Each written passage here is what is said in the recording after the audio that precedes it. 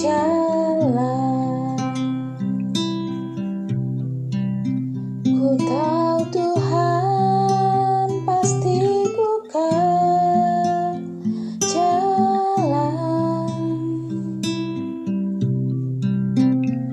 Kalau ku hidup suci, tidak turut dunia, ku tahu Tuhan pasti buka jalan.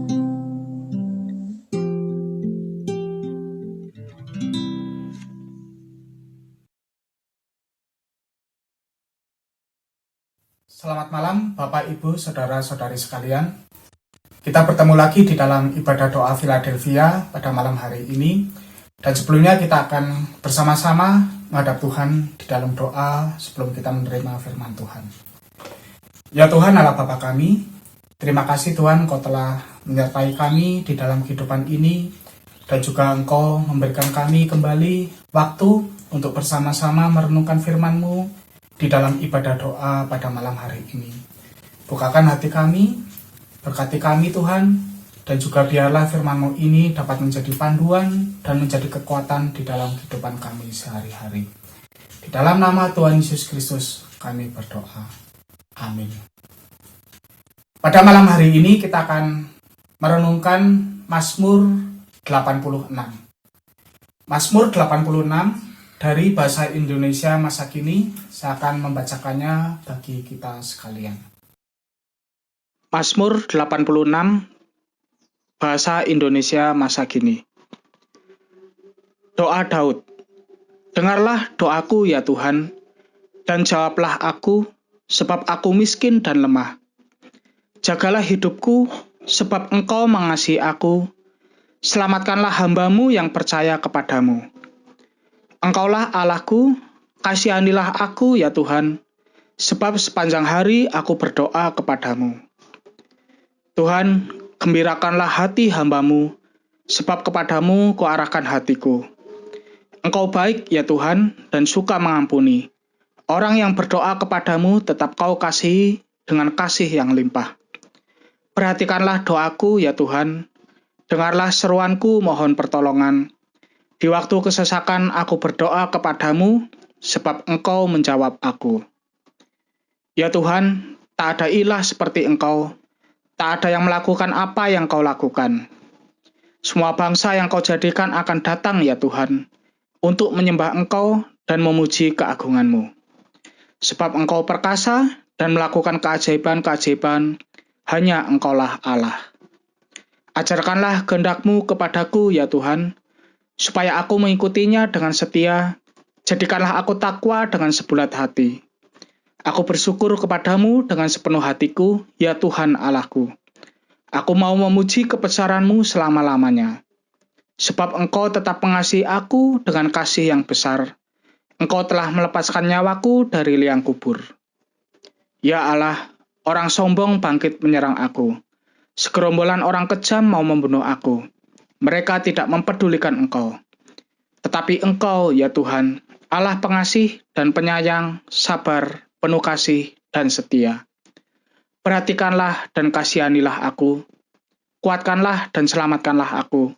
Sebab seperti ibuku, aku pun berbakti kepadamu. Berilah aku tanda kebaikan-Mu, ya Tuhan, supaya orang yang membenci aku menjadi malu, bila mereka melihat Engkau menolong dan menghibur aku. Amin. Bapak, Ibu, Saudara-saudari sekalian, kalau kita melihat di dalam masa sekarang ini, terutama di Indonesia, orang berpindah agama itu bukan sesuatu hal yang luar biasa lagi. Baik orang itu berpindah dari agama yang lain menjadi seorang Kristen, ataupun berpindah dari seorang Kristen menjadi beragama yang lain. Kemudian saya mencoba merenungkan apa sih yang menyebabkan seseorang itu bisa berpindah imannya, meninggalkan iman Kristen. Ada satu survei yang dilakukan di Amerika dan bertujuan untuk menggali apa alasan-alasan yang menjadikan seseorang itu bisa meninggalkan iman Kristen. Dari 5 jawaban yang paling banyak, Salah satunya adalah penderitaan hidup. Jadi, seseorang ketika mengalami penderitaan hidup, itu bisa membuatnya meninggalkan iman Kristen. Penderitaan hidup itu membuatnya berpikir bahwa Tuhan itu sebenarnya tidak ada, atau Tuhan itu tidak mengasihi dia. Dan akhirnya kemudian orang itu meninggalkan iman dan tidak lagi pergi ke gereja. Nah, apakah kita mengenal orang-orang seperti ini di dalam kehidupan kita sehari-hari? Orang-orang yang tadinya begitu giat melayani Tuhan, tetapi kemudian ketika ada pergumulan hidup yang datang, dia kemudian bisa meninggalkan iman Kristennya. Mengapa bisa demikian, Bapak Ibu sekalian? Apa yang menjadi penyebabnya? Apakah pergumulan hidup itu bisa membuatnya meninggalkan iman? Memang itu bisa menjadi salah satu pemicunya, tetapi saya yakin itu bukan merupakan penyebab utamanya. Kalau kita melihat di dalam Alkitab, kita akan banyak membaca bahwa tokoh-tokoh Alkitab pun juga mengalami pergumulan hidup yang sangat berat. Salah satunya adalah Daud. Sepanjang hidupnya dia mengalami berbagai macam persoalan hidup yang berat. Dan dia juga mengungkapkan pergumulan-pergumulan hidupnya itu di dalam beberapa mazmur, dan salah satunya ada di dalam Mazmur 86 ini. Kalau kita mencermati isinya, maka kita akan mengetahui bahwa Mazmur 86 ini bisa digolongkan ke dalam Mazmur ratapan. Daud mengalami pergumulan hidup yang berat, hidupnya begitu susah karena ada musuh-musuh yang mengepungnya, dan dia merasa tidak berdaya. Karena itu dia meratap, mengungkapkan pergumulan hidupnya itu kepada Tuhan. Nah, kalau kita pada saat ini juga sedang mengalami pergumulan hidup yang berat, mungkin apa yang kita alami itu belum seberat yang dialami oleh Daud. Tetapi apakah itu membuat Daud meninggalkan Tuhan? Apakah pergumulan-pergumulan hidup itu membuat Daud itu malah menjauh dari Tuhan? Tidak. Kesulitan hidup itu justru membuat Daud itu mendekat kepada Tuhan. Apa yang dia lakukan pada waktu kesulitan hidup melanda? Dia berdoa kepada Tuhan. Sekilas tidak ada yang luar biasa kalau kita mendengar orang berdoa. Tetapi kalau kita pernah mengalami masa-masa yang sangat berat, maka doa itu pun bisa menjadi suatu pergumulan tersendiri bagi kita. Karena apa? Karena dengan berdoa, kita itu menyandarkan diri kepada pribadi yang tidak terlihat, yaitu Allah sendiri. Dan itu seringkali tidak mudah untuk dilakukan. Tetapi mengapa Daud bisa tetap percaya kepada Tuhan di tengah kesulitan hidup yang berat itu? Jawabannya adalah karena Daud itu sangat mengenal Tuhan. Lihat pernyataan imannya di dalam ayat ke-8, saya bacakan. Ya Tuhan, tak ada ilah seperti Engkau, tak ada yang melakukan apa yang Kau lakukan. Ini adalah pengakuan iman yang sangat kokoh. Daud tahu bahwa Tuhan itu maha segalanya. Dia tidak bisa dibandingkan dengan siapapun dan tidak bisa dibandingkan dengan apapun. Kemudian mari kita lihat juga di dalam ayat ke-15, Daud menyatakan karakter-karakter Allah yang dia kenal.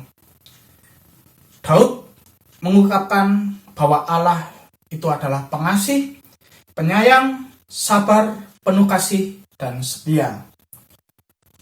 Kalau kita melihat perjalanan hidup Daud, mulanya dia jadi seorang penggembala kambing dan domba, kemudian pada akhirnya dia mendapatkan posisi yang sangat tinggi, yaitu menjadi seorang raja di Israel.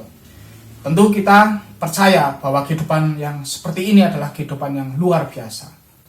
Tetapi di balik itu semua, Daud tahu bahwa hanya karena topangan kasih setia Tuhanlah dia itu bisa melewati hidup hari demi hari. Dan pengenalan-pengenalan seperti inilah yang pada akhirnya membuat Daud itu tetap memiliki iman yang kokoh dan tidak ragu untuk meminta pertolongan kepada Tuhan di dalam menghadapi kesulitan hidup. Bahkan Daud juga berkomitmen untuk setia menjalankan kehendak Tuhan. Di dalam ayat ke-11 tertulis, ajarkanlah kehendak-Mu kepadaku ya Tuhan, supaya aku mengikutinya dengan setia. Jadikanlah aku takwa dengan sebulat hati. Sekarang, bagaimana dengan kita? Kemajuan teknologi saat ini membuat kita itu semakin mudah untuk mengakses informasi, termasuk informasi-informasi yang menyesatkan. Kalau di dalam kehidupan kekristenan, ini semakin banyak ceramah-ceramah yang berlabel Kristen, tetapi sebenarnya isinya itu tidak sesuai dengan Alkitab. Apa yang diberitakan itu bukanlah Tuhan yang dinyatakan di dalam Alkitab, tetapi Tuhan yang menurut pikiran mereka sendiri dan menurut apa yang dunia pikirkan.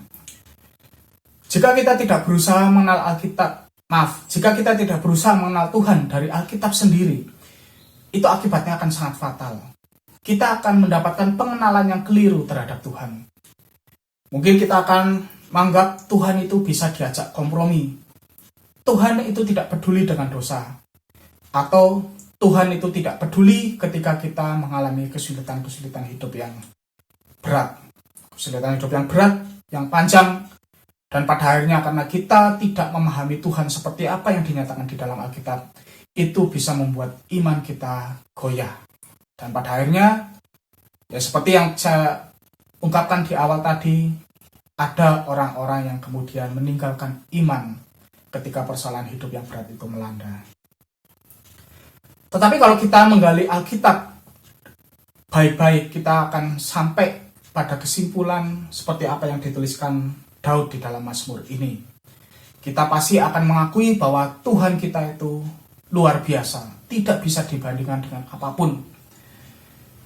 Allah mana yang rela turun ke dunia, menderita, mati demi menebus dosa-dosa umatnya yang harusnya layak untuk dibinasakan. Allah mana yang seperti Allah kita, sehingga kita bisa memanggilnya Bapa, yang begitu dekat dengan umatnya.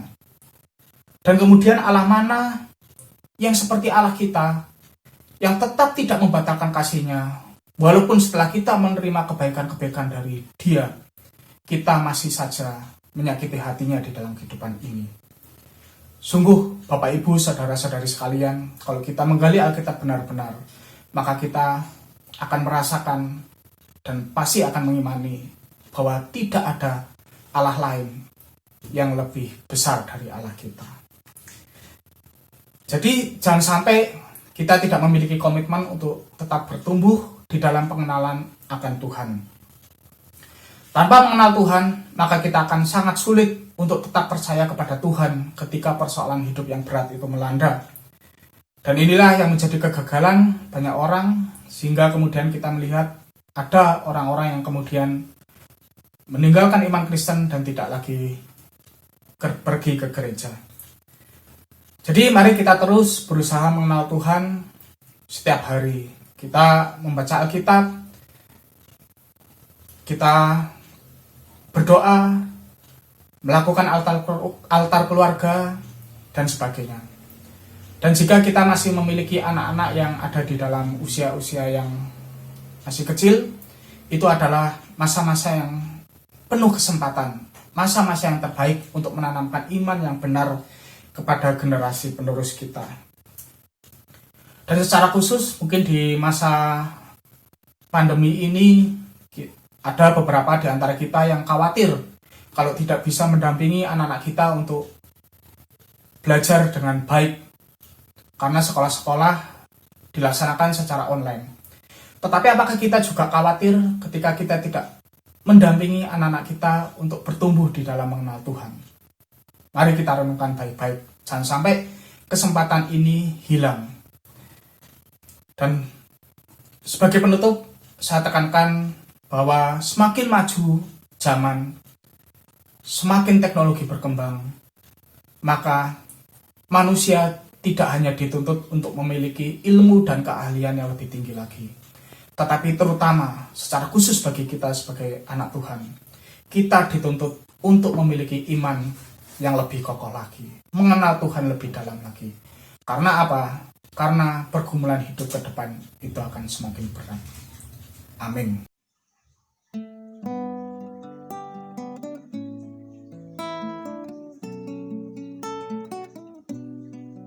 Shalom. Berikut adalah pokok doa syafaat yang bisa kita panjatkan pada malam hari ini. Dipersilahkan untuk mencatat atau men-screenshot tayangan ini.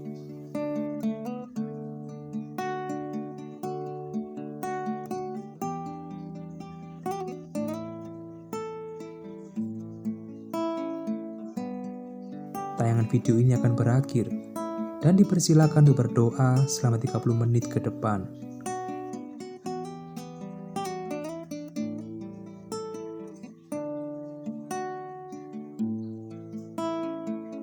Sampai bertemu pada ibadah doa Philadelphia mendatang.